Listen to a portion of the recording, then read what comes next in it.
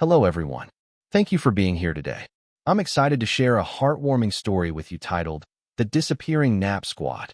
If you enjoy this video, please consider liking and subscribing to my channel. Of course, if it's not your style, feel free to skip it, no hard feelings. Now, let's begin the story. There's something magical about walking into my living room at 2 o'clock in the afternoon.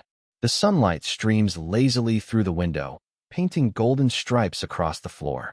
And there, right in the middle of it, lies my proudest creation, a glorious, fluffy pile of cats. I have a squad of cats, an entire squad, around 1 year old. You could say they're teenagers in cat years, which explains their dramatic size, random bursts of zoom eyes, and sudden decisions to ignore me when I call them. But when it comes to nap time, they transform into a synchronized sleeping orchestra, curled up in perfect circles like cinnamon rolls fresh out of the oven. My friends, of course, could not resist this spectacle. Every time they visited, their eyes widened as if they'd stumbled into some sort of feline amusement park. "Oh my gosh, look at them!" One of my friends squealed, crouching down to snap at least 50 photos. Another friend whispered, "This is better than therapy. Do you rent them out by the hour?" At that point, I wasn't sure whether they were here to see me or my cats. Still, I couldn't blame them. The cats were ridiculously adorable, little balls of mischief who pretended to be angels when visitors arrived. It's like they had read a manual titled How to Win Humans in 10 Seconds or Less. And believe me, it worked. It didn't take long before the inevitable happened.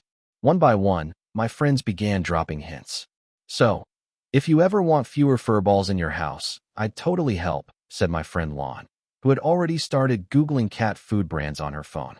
Another friend chimed in. "I think my apartment would look better with, a fluffy decoration that meows." At first, I laughed. You guys are funny. These cats are like my children. But then, I realized, maybe sharing them wasn't such a bad idea. I mean, my living room was starting to look like a feline boarding school. There were toys everywhere, food bowls lined up like a buffet, and the occasional paw-shaped stain on my couch. Let's just say, my vacuum cleaner was working overtime. So, with a mix of hesitation and excitement, I let some of my friends adopt a few of my cats.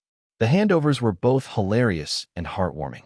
Picture this, my friend hugging a kitten like it was made of fragile glass, whispering promises like, "I'll buy you the best tuna in the world," while the kitten stared blankly, clearly plotting its next chaotic adventure. Another friend immediately held their cat up like Simba in The Lion King, declaring proudly, "This is my child now." Meanwhile, I stood there like a proud parent watching my kids graduate, except instead of diplomas, they were walking away with scratching posts. The funniest part? The cats didn't even seem to notice. One moment, they were part of my nap squad. The next, they were climbing into someone else's lap, as if to say, "New house?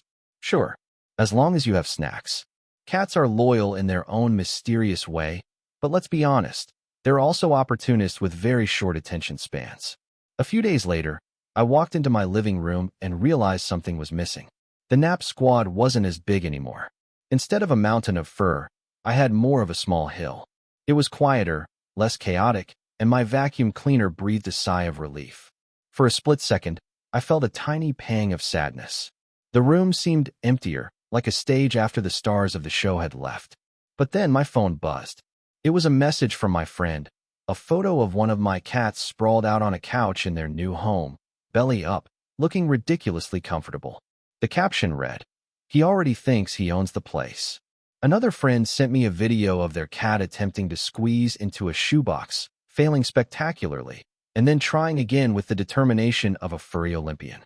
I laughed so hard I almost dropped my phone. That's when it hit me. Sharing the cats didn't mean losing them. It meant spreading the joy. Now, instead of just me enjoying their chaos, I had a whole network of friends experiencing the same laughter, warmth, and occasional scratched furniture. We had created a kind of cat family tree, and I was the slightly sleep-deprived grandparent who still got visitation rights. And honestly, that made me happier than I expected. Because joy isn't meant to be hoarded like cat toys under the couch, it's meant to be shared. Even though my nap squad is smaller now, my heart feels bigger. Plus, I still have enough cats at home to keep me busy, entertained, and occasionally wondering if I live in their house or if they live in mine. Spoiler alert, it's probably the latter. So yes, a few days later, I no longer see the full squad napping in unison. But every time I hear stories from my friends about their new feline companions, I feel a warm glow inside. It's like we've all joined a secret club where the only membership requirement is getting fur stuck to every single piece of clothing. And honestly, that's the best kind of club to be in. In real life, the story of sharing cats with friends mirrors an important lesson about joy, community, and letting go. Often, we hold tightly to the things that make us happy, fearing that sharing might lessen our own experiences. Yet, just as giving my friends the chance to adopt my cats expanded the circle of joy, sharing our time, talents, and kindness with others multiplies happiness rather than diminishes it. In modern life, where stress and busyness often overwhelm us, learning to share can create meaningful connections and lighten the emotional load.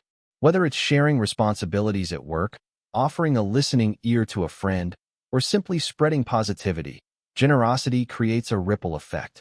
It teaches us that we don't need to carry everything alone, and that fulfillment often comes from seeing others grow and smile because of something we've shared. Letting go can also teach us resilience. Just like my cats found comfort in new homes, we can adapt when life changes.